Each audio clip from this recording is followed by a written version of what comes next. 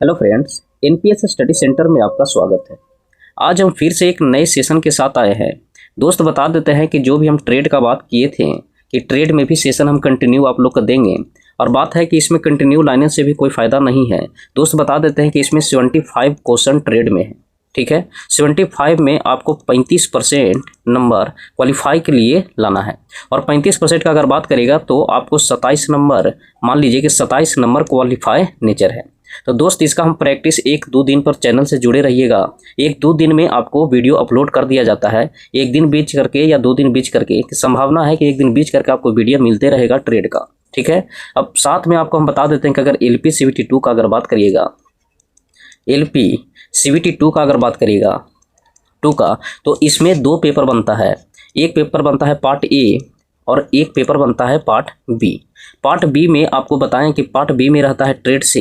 जिस कैंडिडेट अपना अपना ट्रेड जो चुना होगा उसमें 75 क्वेश्चन देखने को मिलेगा, और 75 प्रश्न में आपको 35% मिनिमम पासिंग मार्क लाना है। अगर इसके नीचे लाते हैं तो आपको पार्ट ए वाला कॉपी जांच ही नहीं होगा। तो इसमें आपको 35% रखिए टारगेट, जिसमें आपको हम बता देते हैं कि इसमें आप 40 से 45 या 40 क्वेश्चन सही करने का एक आज से प्रैक्टिस सेट के अनुमान लगाइए, ठीक है। और अगर थोड़ा सा भी थ्योरी अगर क्लियर होगा तो बहुत आसानी से समझ में आएगा। पार्ट ए का अगर बात करेगा तो पार्ट ए में 100 क्वेश्चन रहता है। 100 क्वेश्चन में 2 पार्ट में बढ़ता है। एक 50 क्वेश्चन में बेसिक साइंस एंड इंजीनियरिंग रहता है, और 50 क्वेश्चन में मैथ और रीजनिंग रहता है। तो इसका 50 क्वेश्चन का भी हम चैप्टर वाइज रुकमनी का करा रहे हैं, और ज़्यादा कैंडिडेट से डिमांड था कि रुकमनी के ही करवाइए, तो रुकमनी का ही हम चैप्टर वाइज भी चलाएंगे, और साथ साथ में इसका ऑब्जेक्टिव भी चैप्टर वाइज ही लेके आ रहे हैं। और जिनका ट्रेड का डिमांड था तो ट्रेड का भी हम इलेक्ट्रिकल का कर दिए हैं। इलेक्ट्रिकल में इलेक्ट्रीशियन हो गया, इलेक्ट्रिकल ग्रुप हो गया, उसका हम ऑब्जेक्टिव ले रहे हैं। दोस्त यहाँ एक कंसेप्ट आपको क्लियर हम कर देते हैं कि अगर बात करेगा कि किसी भी कैंडिडेट का जिसे ट्रेड मानते हैं कि इलेक्ट्रिकल नहीं है, इलेक्ट्रिकल कोई और अदर ट्रेड है, तो हम ऐसा पोर्शन उठा रहे हैं कि आपको पार्ट ए से रिलेटेड है। जैसे आज हम जो उठाए हैं ट्रेड में, वो सेफ्टी एंड हेल्थ उठाए हैं, सेफ्टी एंड हेल्थ उठाए हैं। तो सेफ्टी एंड हेल्थ का बात करेगा तो ये आपको पार्ट ए में भी दिया हुआ है। सिलेबस जब देखिएगा तो पार्ट ए में जिसमें 100 क्वेश्चन पूछा जाता है उसमें भी सेफ्टी एंड हेल्थ दिया गया है। तो कुछ चैप्टर हम ऐसा उठाएंगे कि पार्ट ए और पार्ट बी से दोनों से जुड़ा हुआ है। तो ऐसा ना हो कि जो डीजल के हो या और अदर ट्रेड का हो, ये वीडियो को स्किप करिएगा, वीडियो को देखिएगा, और बाकी थंबनेल पर लगा ही रहेगा। ये भी हम लेके आए हैं, जो रुकमनी का ही लेके आए हैं, पहला वीडियो है। दोस्त बता देते हैं कि मेरे चैनल का अगर बात करेगा तो एनपीएस स्टडी चैनल है, इसे जुड़े हुए रहिएगा। तो आपको ट्रेड का भी बात किए हैं जो भी देंगे, फिर न्यूमेरिकल का बात किए हैं, फिर उसी के साथ जो भी बेसिक साइंस इंजीनियरिंग का है चैप्टर वाइज वो भी आपको हम देते रहेंगे। तो मेरे टेलीग्राम चैनल से भी जुड़ सकते हैं, डिस्क्रिप्शन बॉक्स में लिंक दिया हुआ है, वहां से आप जुड़ सकते हैं। अगर बात करते हैं और सेशन का, तो जिसे सेट प्रैक्टिस पे हम 50 क्वेश्चन का चला रहे थे, उसका भी प्ले लिस्ट बना हुआ है। तो सारा प्ले लिस्ट बना हुआ है, आप प्ले लिस्ट से जुड़िए चैनल से, और प्ले लिस्ट पर जाइए, और प्ले लिस्ट में सारा सेक्शन सीवीटी 2 एलपी का बना हुआ है। तो चलिए आज सेशन हम स्टार्ट करते हैं। आज का इसमें आपको 50 प्रश्न देखने को मिलेगा।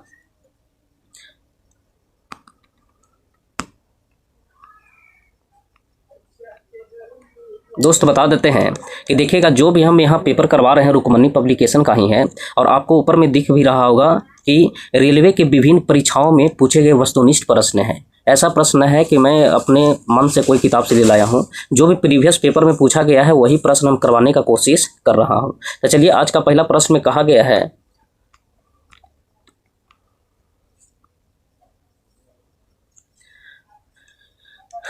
आज का पहला प्रश्न में है, बोला है कि उस मानक कोड का नाम बताइए जो अमेरिका के द्वारा निर्धारित है। अगर मानक कोड का बात करिएगा तो मानक कोड का आपको नाम बताना है जो अमेरिका के द्वारा निर्धारित किया गया है। तो अमेरिका के द्वारा निर्धारित किया गया है ASA का निर्धारित किया गया है, ASA का निर्धारित किया गया है। अगर इंडिया की बात करेगा तो ब्यूरो ऑफ इंडियन स्टैंडर्ड जो है वो इंडिया के द्वारा निर्धारित किया गया है। भारत वो तो इंडियन स्टैंडर्ड हो गया, ठीक है। तो ई किसका है, तो भारत का हो गया। इसी तरीका से ASA है जो किसका है, तो अमेरिका का है।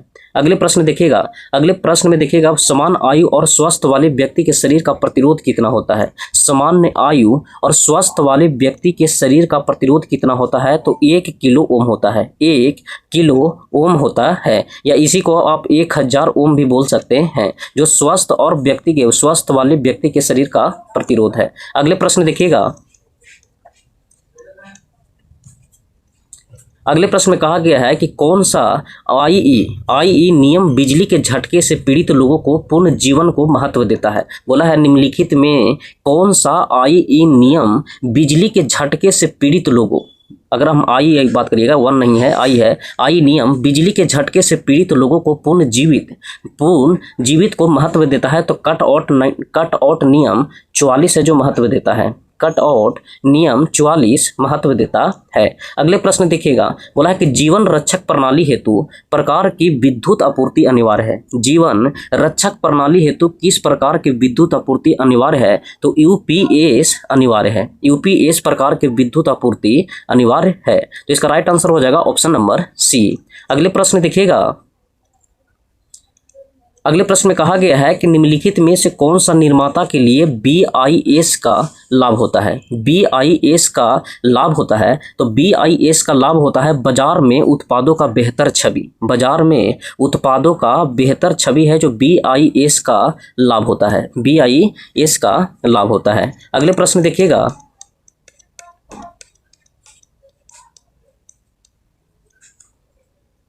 अगले प्रश्न में कहा गया है कि विद्युत उपकरण का प्रयोग करते समय निम्नलिखित में से कौन सी सावधानी बरतनी चाहिए? विद्युत उपकरण का प्रयोग करते समय निम्नलिखित में से कौन सी सावधानी है जो हमें बरतनी चाहिए? तो किसी भी नग्न तार को नहीं पकड़ना चाहिए। तो यही बरतना चाहिए कि किसी भी नग्न तार को नहीं पकड़ना चाहिए। तो राइट आंसर हो जाएगा ऑप्शन नंबर ए। अगले प्रश्न देखिएगा, इस प्रश्न में कहा गया है कि दुर्घटना आमतौर पर निम्न में से किन कारणों से होती है? दुर्घटना आमतौर पर निम्न में से किन कारणों से होती है? तो मशीन की गलत जानकारी से दुर्घटना होती है। मशीन की गलत जानकारी से दुर्घटना होती है। दोस्त बता देते हैं, हम चारों ऑप्शन पर एक्सप्लेन इसलिए नहीं कर रहे हैं कि आपको पता है कि 75 में 35% ही लाना है। तो यहाँ से कुछ समय जो हम बचाएंगे आपको देंगे। न्यूमेरिकल हो गया, फिर chapter wise basic science engineering हो गया, ताकि सारा वीडियो हम ही को अपलोड करना पड़ता है और बनाना पड़ता है। तो यहाँ सिर्फ प्रैक्टिस के लिए हम सेशन लाए हैं कि आपको प्रैक्टिस करके 35% से ऊपर नंबर लाके हम प्रैक्टिस करवा देंगे। तो इतना नंबर आना ही आना है। बस कुछ है जो चैप्टर है जो बताएंगे, जैसे कि सेफ्टी एंड हेल्थ हो गया, बेसिक साइंस बेसिक इलेक्ट्रिसिटी हो गया। कुछ चैप्टर है जो दोनों से मिलता जुलता है, उसको पढ़ लीजिएगा थ्योरी। बाकी उसी से आपको 35% की संभावना है कि पार कर जाइएगा। बाकी इसमें ज़्यादा नंबर लाने से कोई फायदा भी नहीं है। जो भी फट लगाना है वो पार्ट ए में लगाइएगा। तो इसका राइट आंसर हो जाएगा ऑप्शन नंबर सी। अगले प्रश्न में देखिएगा, अगले प्रश्न में कहा गया है कि प्राथमिक चिकित्सा के ABC शब्द का क्या व्यक्त करता है? प्राथमिक चिकित्सा के A, B और C शब्द क्या व्यक्त करता है? तो ABC व्यक्त करता है। राइट आंसर हो जाएगा ऑप्शन नंबर सी। A से हो गया एयरवे, C से अगर बात कर B से बात करेगा तो ब्रीदिंग होता है, और C से होता है सर्कुलेशन। तब वायु मार्ग हो गया, श्वसन हो गया और परिसंचरण हो गया। तो वही बोला है कि प्राथमिक चिकित्सा ABC का शब्द क्या व्यक्त करता है? तो एयरवे व्यक्त करता है, फिर ब्रीदिंग व्यक्त करता है और सर्कुलेशन व्यक्त करता है। तो इसका राइट आंसर हो जाएगा ऑप्शन नंबर सी। अगले प्रश्न देखिएगा, अगले प्रश्न में कहा गया है, बोला गया है कि तेल, ग्रीस और पेंट से लगने वाली आग किस श्रेणी में आती है? तो तेल, ग्रीस और पेंट से अगर बात करिएगा, तेल, ग्रीस और पेंट से लगने वाली आग को हम किस श्रेणी में रखते हैं? तो इसको बी श्रेणी में हम रखते हैं। अगर बात करिएगा कि श्रेणी का, तो श्रेणी ए, बी, सी और डी 4 प्रकार का डाला गया है। 4 प्रकार में ए में रखा जाता है जो ठोस वस्तु में लगी आग को बुझाने के लिए। बी का अगर बात करिएगा तो बी में आ गया तेल, ग्रीस हो गया, तो हम कह सकते हैं कि लिक्विड को रखा जाता है। सी का बात करिएगा तो सी को गैस में रखा जाता है। गैस के लिए आपसे पूछेगा कि गैस से लगी आग को बुझाने के लिए किस श्रेणी में रखते हैं? तो सी में रखते हैं। और डी में रखिएगा तो ये शॉर्ट सर्किट हो गया जो इलेक्ट्रिक से रिलेटेड हो गया। तो तेल, ग्रीस और पेंट से लगने वाली आग किस श्रेणी में आती है? तो क्लास बी की श्रेणी में आती है। अगले प्रश्न देखिएगा,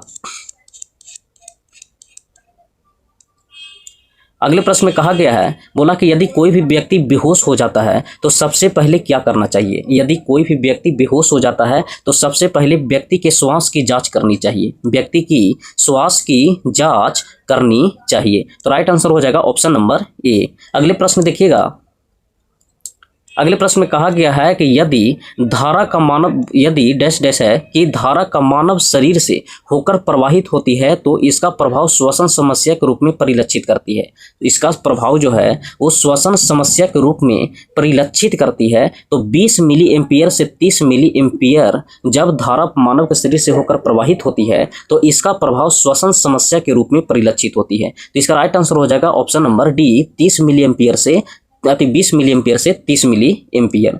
अगले प्रश्न देखिएगा।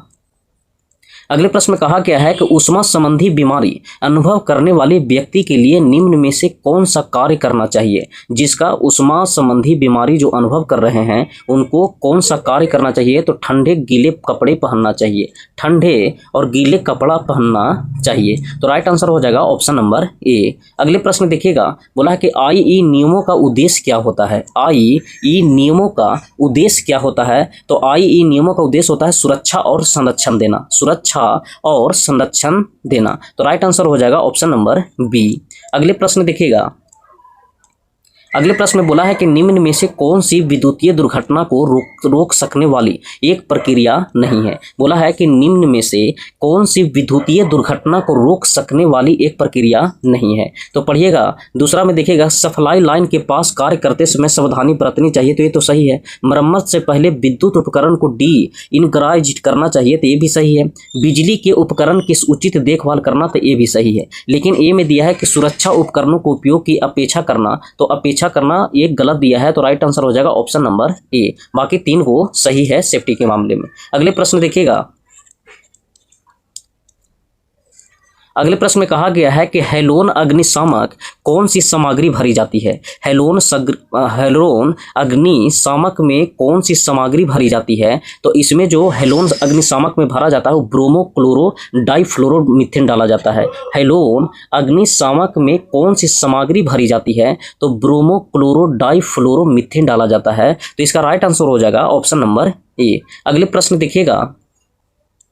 अगले प्रश्न में दिया गया है, कहा गया है कि फ्रीजिंग धारा के मान में होने वाली वह वृद्धि है जिसकी वजह से विद्युत झटके के संपर्क में आने वाली किसी भी व्यक्ति की मांसपेशियों में संकुचन उत्पन्न होता है एवं उसे धारा स्रोत से अलग होने से रोकता है। तो इस फ्रीजिंग धारा की अनुमानित सीमा लगभग कितनी होती है। फिर से देखिएगा। बोला है कि फ्रीजिंग धारा के मान में होने वाली वह वृद्धि है जिसकी वजह से विद्युत झटके के संपर्क में आने वाली किसी भी व्यक्ति की मांसपेशियों में संकुचन उत्पन्न होती है और एवं उसका धारा स्रोत से अलग होने से रोकता है। तो इस फ्रीजिंग धारा की अनुमानित सीमा लगभग कितनी होती है। तो 10 से 40 मिली एम्पियर होती है। 10 से 40 मिली एम्पियर होती है। अगले प्रश्न देखिएगा। अगले प्रश्न में कहा गया है कि कौन सा रोधक पदार्थ कपास के टुकड़े के रासायनिक उपचार से बनाया जाता है। बोला है कि कौन सा ऐसा रोधक है जो पदार्थ के कपास के टुकड़े के रासायनिक उपचार से बनाया जाता है। तो लेदेराइट बनाया जाता है, लेदेराइट बनाया जाता है। अगले प्रश्न देखिएगा। बोला कि स्विच कौन सी तार पर लगाया जाता है। जो स्विच हम लोग लगाते हैं वो कौन सी तार पर लगाया जाता है। तो फेज वायर पर लगाया जाता है। तो इसका राइट आंसर हो जाएगा ऑप्शन नंबर ए। अगले प्रश्न देखिएगा। अगले प्रश्न में कहा गया है, बोला गया है कि यदि तेल, पेट्रोल या बिजली की आग लगी हो तो आग बुझाने के लिए निम्न यंत्रों का प्रयोग करना चाहिए। चाहे तो तेल से लगी हो या पेट्रोल से लगी हो या बिजली से आग लगी हो तो किसका प्रयोग करना चाहिए। तो CTC का उपयोग करना चाहिए, कार्बन टेट्राक्लोराइड का उपयोग करना चाहिए। तो राइट आंसर हो जाएगा ऑप्शन नंबर सी। अगले प्रश्न देखिएगा। अगले प्रश्न में कहा गया है, इस प्रश्न में कहा गया है कि मानव शरीर पर बिजली के झटके का प्रभाव निम्नलिखित पर निर्भर करता है। तो मानव शरीर पर बिजली के झटके का प्रभाव किस पर निर्भर करता है। तो लाइन की वोल्टेज पर निर्भर करता है। जिस हिसाब से वोल्टेज रहेगा उसी तरीका से झटका लगेगा। अगर हाई वोल्टेज रहेगा तो हाई झटका लगेगा, मिनिमम वोल्टेज रहेगा तो मिनिमम झटका का एहसास होगा। तो वो जो झटका है वो किस पर निर्भर करता है। तो लाइन की वोल्टेज पर निर्भर करता है। अगले प्रश्न देखिएगा। बोला कि बिजली के तारों में लगी आग को किस श्रेणी में डाला गया है। हम बताए थे कि 4 श्रेणी होता है, A, B, C और D। ए में रखिएगा जो ठोस वस्तु में है जैसे लकड़ी हो गया, बी में रखिएगा जो लिक्विड हो गया जैसे पेट्रोल हो गया, सी में रखिएगा जो गैस हो गया और डी में रखिएगा जो इलेक्ट्रिसिटी से जो लगी आग है उसको हम डी श्रेणी में रखते हैं। तो इसका राइट आंसर हो जाएगा ऑप्शन नंबर सी कि डी श्रेणी का आग है। अगले प्रश्न देखिएगा। अगले प्रश्न में कहा गया है कि निम्न में से किन चिन्हों में बॉर्डर एवं बीच में बना क्रॉस लाल रंग का होता है, लाल रंग का होता है। बोला है कि निम्न में से किन चिन्ह में बॉर्डर एवं बीच में बना क्रॉस है जो लाल रंग का होता है। तो लाल रंग का होता है जो किस में होता है, तो वही लाल रंग का अगर बात करेगा तो निषेधात्मक चिन्ह में होता है। निषेधात्मक चिन्ह में प्रयोग हम करते हैं। तो इसका राइट आंसर हो जाएगा ऑप्शन नंबर ए कि बॉर्डर एवं बीच में बना क्रॉस लाल रंग का होता है तो निषेधात्मक चिन्ह में प्रयोग करते हैं। अगले प्रश्न देखिएगा, इस प्रश्न में कहा गया है कि क्लोरीन सिस्टम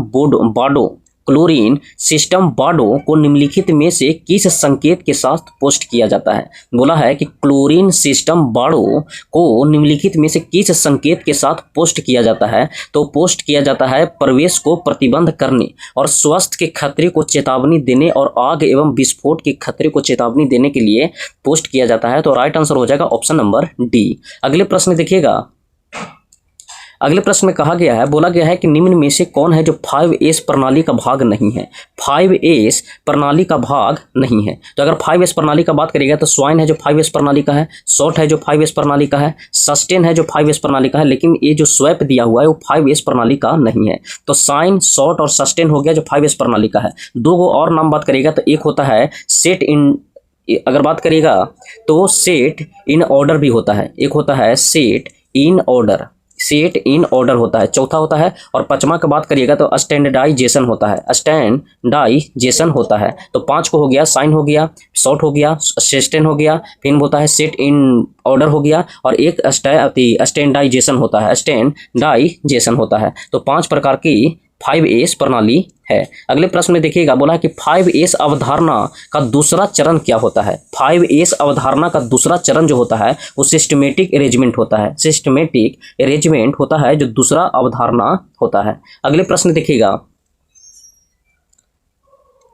अगले प्रश्न में कहा गया है कि आधुनिक लघु आकार के अग्निशामक यंत्र में कौन सा द्रव भरा होता है। बोला है कि आधुनिक लघु आकार के अग्निशामक यंत्र में कौन सा द्रव जो भरा होता है। तो आधुनिक अगर बात करेगा तो लघुकरण दिया है और अग्निशामक में कौन सा, तो कार्बन टेट्राक्लोराइड भरा होता है, कार्बन टेट्राक्लोराइड भरा होता है और इसी को हम क्या बोलते हैं, तो CTC बोलते हैं। अगले प्रश्न में देखिएगा, बोला कि निम्न में से कौन है जो आग का कारण नहीं है। कौन सा आग का कारण नहीं है, तो गलत फ्यूज रेटिंग करना ये भी गलत आग का कारण है, ढीले कनेक्शन करना ये भी है, लाइन और न्यूट्रल के बीच ढीले कनेक्शन करना ये भी है, लेकिन 3 फेज मोटर में विपरीत रिवर्स कनेक्शन कर देना ये है जो आग का कारण नहीं है। तो राइट आंसर हो जाएगा ऑप्शन नंबर डी। अगले प्रश्न देखिएगा, अगले प्रश्न में कहा गया है कि बताइए कि डैश डैश कितना से अधिक विद्युत धारा वाली बिजली के झटके से त्वचा जल जाएगी। त्वचा कितने एम्पियर या कितना मिली एम्पियर से अधिक से जो त्वचा जल जाता है। तो अगर बात करेगा तो इसका कितना अधिक हो जाएगा, तो 200 मिली एम्पियर से अधिक होने पर त्वचा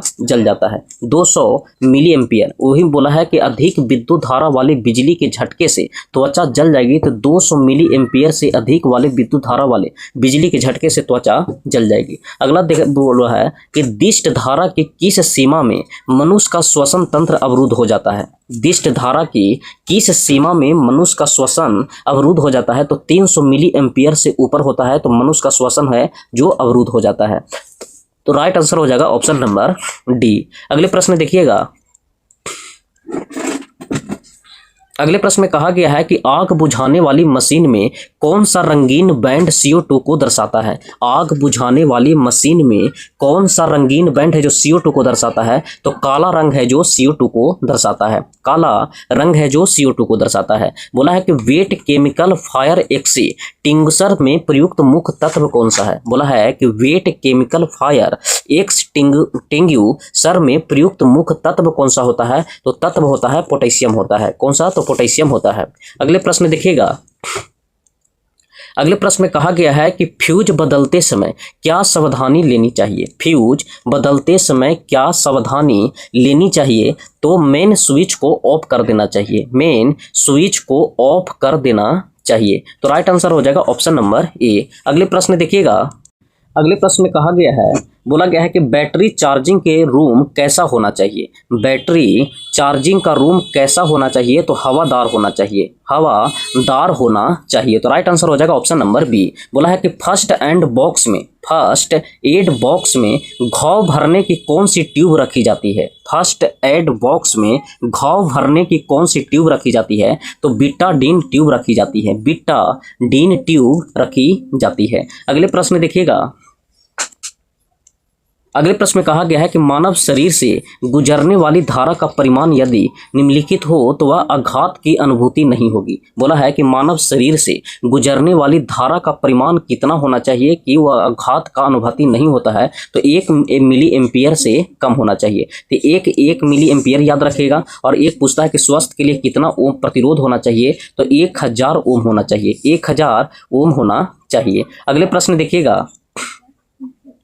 अगले प्रश्न में कहा गया है कि निम्न में से कौन सी हानियां हैं जो किसी भी व्यक्ति को बिजली के झटके लगने से हो सकती है। निम्न में से कौन सी हानियां हैं जो किसी भी व्यक्ति को बिजली के झटके से लगने से हो सकती है, तो किसी अंग विशेष पर छाल पड़ जाना या मांस का जल जाना, ये भी सही है। हृदय गति का रुक जाना या मृत्यु हो जाना, ये भी सही है। श्वास में रुकावट या मूर्छा हो जाना, ये भी सही है। तो राइट आंसर हो जाएगा ऑप्शन नंबर डी। अगले प्रश्न देखिएगा।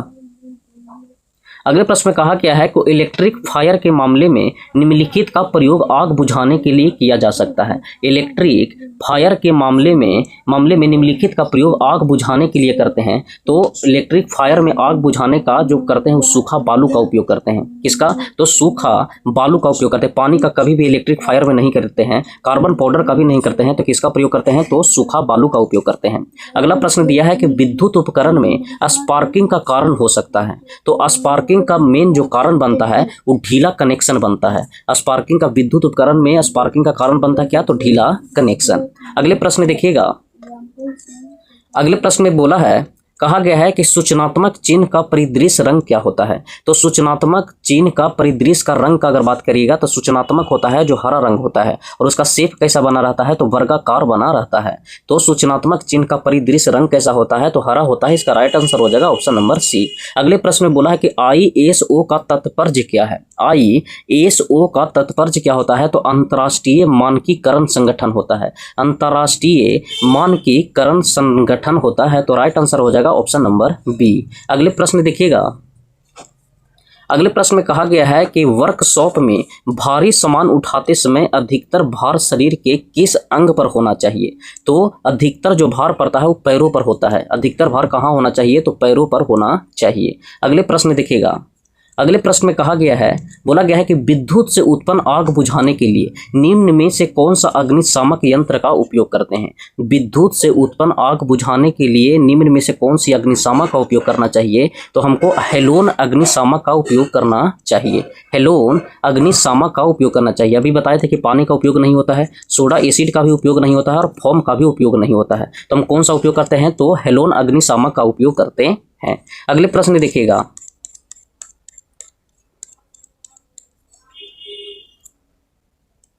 अगले प्रश्न में कहा गया है कि निम्नलिखित के प्रयोग से बिजली के कारण लगी आग को बुझाया जा सकता है। तो बिजली से लगी आग को बुझाने के लिए हम CTC का उपयोग करते हैं, जिसको हम कार्बन टेट्राक्लोराइड का उपयोग करते हैं। कार्बन टेट्राक्लोराइड का उपयोग करते हैं। अगले प्रश्न देखिएगा। अगले प्रश्न में कहा गया है, निम्नलिखित में से सुरक्षा का कौन सा प्रकार व्यावसायिक सुरक्षा नहीं है। बोला है कि सुरक्षा का कौन सा प्रकार है जो व्यावसायिक सुरक्षा नहीं है। तो मशीन सुरक्षा ये सही है, कार्य सुरक्षा ये भी सही है, शरीर सुरक्षा ये भी सही है, लेकिन सड़क सुरक्षा है जो व्यावसायिक सुरक्षा नहीं है। तो राइट आंसर हो जाएगा ऑप्शन नंबर डी। सड़क सुरक्षा है जो व्यावसायिक सुरक्षा या व्यावसायिक सुरक्षा नहीं है। अगला देखिएगा, एक सेकंड। अगले प्रश्न में कहा गया है, बोला गया है कि दिया हुआ चित्र में निम्नलिखित किसका चिन्ह है। जो दिया गया चित्र आपको दिख रहा है वो चित्र किसको संकेत करता है? तो विद्युत झटके का खतरा या प्रदोष या फ्यूज या विद्युत पैनल का खतरा। तो विद्युत झटके का खतरा को संकेत करता है। विद्युत झटके का खतरा को संकेत करता है। अगले प्रश्न देखिएगा। अगले प्रश्न में कहा गया है कि बहिस्रावी उपचार प्लांट में अम्ल अपशिष्ट को से मिलाने से निष्प्रभावी हो जाता है। तो आप केमिस्ट्री में पढ़े होंगे कि जब अम्ल क्षार से अभिक्रिया करता है, क्षार से, तो क्या बना देता है, तो लवण प्लस जल बना देता है। तो ये बताइए कि ये उदासीन होता है, निष्प्रभावी हो जाता है, तो इसमें अम्ल के साथ क्या मिला देंगे, तो क्षार मिला देंगे। अगले प्रश्न देखिएगा, अगले प्रश्न में कहा गया है कि फिर चिन्ह दिया गया है और चिन्ह में आपको बताना है कि बताइए चिन्ह जो है चेतावनी को दर्शाता है, तो ये चिन्ह किसको बताता है, तो लेजर बीम को बताता है। एक चिन्ह किसको बताता है, तो लेजर बीम को बताता है। अगले प्रश्न देखिएगा, अगले प्रश्न में कहा गया है कि सूचनात्मक चिन्ह का पृष्ठभूमि और रंग का आकार कैसा होता है। सूचनात्मक चिन्ह की पृष्ठभूमि कैसा रंग होता है और उसका आकार कैसा होता है। तो हम अभी जस्ट बताए थे कि सूचनात्मक चिन्ह है जो हरा रंग को बताता है, हरा रंग को बताता है और साथ में क्या बताता है, तो वर्गाकार बताता है। तो इसका राइट आंसर हो जाएगा ऑप्शन नंबर सी। अगले प्रश्न देखिएगा, अगले प्रश्न में कहा गया है, बोला है कि विद्युत झटके के बाद कृत्रिम श्वास क्रिया के निम्न में से किस विधि में रोगी को छाती के बल जमीन पर लिटाया जाता है। विद्युत झटके के बाद कृत्रिम श्वास की प्रक्रिया के लिए या कृत्रिम श्वास की क्रिया के निम्न में से किस विधि को में रोगी को छाती के बल जमीन पर लेटाया जाता है। तो छाती के बल है जो जमीन पर लेटाया जाता है उस सैफर विधि में लेटाया जाता है। सैफर विधि में छाती के बल पर जमीन पर लेटाया जाता है। अगले प्रश्न देखिएगा, अगले प्रश्न में कहा गया है, बोला गया है कि विद्युत संपर्क में आए व्यक्ति को छुड़ाने के लिए क्या प्रयोग करना चाहिए। तो विद्युत संपर्क में आए व्यक्ति को छुड़ाने के लिए मेन स्विच ऑफ कर देना चाहिए, मेन स्विच ऑफ कर देना चाहिए। दोस्त बता देते हैं कि सेफ्टी और हेल्थ का एक चैप्टर था जिसमें हम 50 प्रश्न आपको करवाए हैं। हम इसमें डिटेल एक्सप्लेन इसलिए नहीं कराए हैं कि आपको पता है कि 75% में 35% लाना है, तो इसमें प्रैक्टिस करके नंबर लाया जा सकता है। और इसमें आपको 75 में 72 लाके या 60 लाके कोई लाने का फायदा नहीं होता है, क्योंकि इसमें पासिंग मार्क है। जो भी नंबर उठाना है वो ग्रेड 1 में पार्ट ए में उठाइए। और ये ऐसा चैप्टर है कि इसका सिलेबस पार्ट ए में भी दिया गया है कि सेफ्टी और हेल्थ से वहाँ भी सिलेबस है और साथ में ट्रेड में भी ये सिलेबस है। तो इसका प्रैक्टिस करिएगा, 50 क्वेश्चन का है और अगला भी सेशन आएगा इसका नेक्स्ट लेके आएंगे। और आपको बता देते हैं कि हम जो सेशन ले रहे हैं वो LP CBT 2 का अगर बात करेगा तो CBT 2 में हम बेसिक साइंस इंजीनियरिंग का भी चैप्टर वाइज कर रहे हैं और साथ में सेट प्रैक्टिस भी चला रहे हैं। तो आपको पार्ट ए में अच्छा मार्किंग लाने के लिए यहाँ से आप प्रैक्टिस कर सकते हैं और हमारे चैनल से जुड़े हुए रहिएगा। आपका वीडियो यहाँ अपलोड कर दिया जाता है और साथ में इसका PDF भी टेलीग्राम चैनल पर अपलोड कर देते हैं। तो मेरे टेलीग्राम चैनल डिस्क्रिप्शन बॉक्स में दिया हुआ, वहाँ से आप जुड़ सकते हैं। और साथ में आपको वीडियो अगर पसंद आया है तो लाइक सब्सक्राइब और कमेंट में जरूर अपना राय व्यक्त करिएगा। चलिए इस सेशन को देखने के लिए आप लोग का धन्यवाद।